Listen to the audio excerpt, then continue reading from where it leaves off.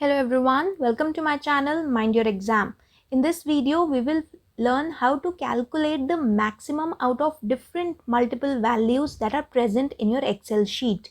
So these are various values that I have written down and I want to calculate out of all these values what is the highest or the maximum value. So for this, we will select the cell in the Excel sheet where we want to get the maximum value as the result. We'll type in equal to sign and type max.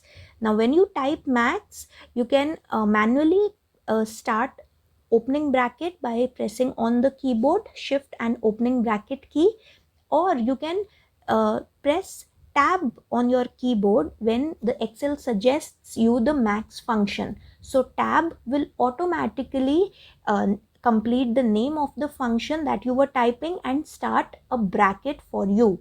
Now inside the bracket, as it is shown here, you have to specify the numbers out of which you want to calculate the maximum value.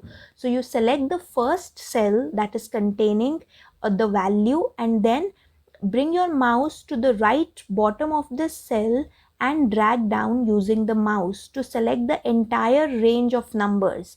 Then you close the bracket and press enter and you get the answer, that is 9643 is the maximum value out of all these numbers. And when you see it manually also, 9643 is the highest of all these numbers.